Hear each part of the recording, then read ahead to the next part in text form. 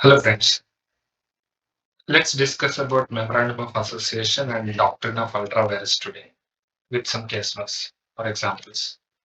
So before we talk about the clauses, let's try to understand what is Memorandum of Association. MOA. MOA is a document, a fundamental document which outlines the company structure, scope, and its operation, and also defines the relationship with the outside world. So that's just a document.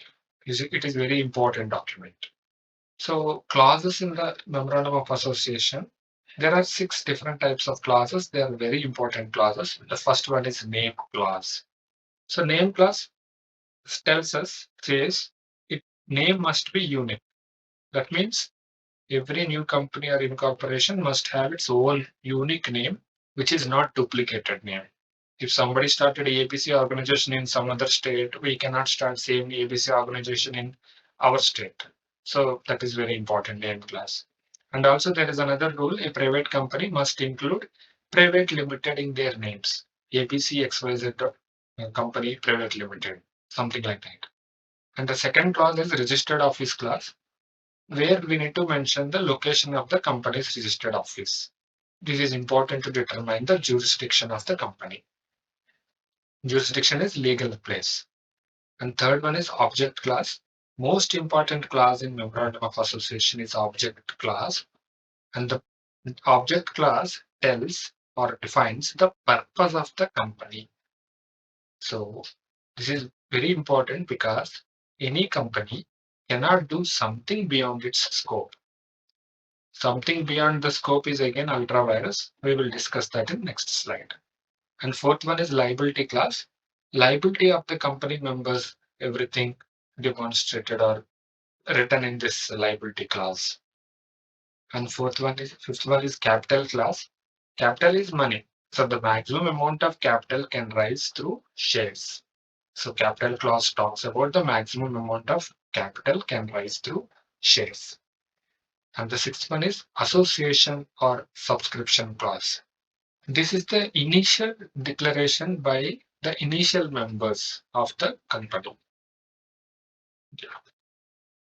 Now let's talk about doctrine of ultra vires. We discussed this. This is related to object clause of Memorandum of Association. What is object clause? A company's purpose. The purpose of the company written in objective clause. Object clause. If any company trying to do something beyond the powers or something beyond the object of the company, that means ultra virus. You're getting my point, right? If any company is trying to do which is not written in the objective clause, that means ultra virus. So doctrine of ultra virus, let's talk about doctrine of ultra virus. Ultra virus means beyond the powers. The company operates within the scope as defined in the Memorandum of Association. Any act performed by company that is beyond the object clause is considered as ultra vires, and therefore the acts are void and unenforceable.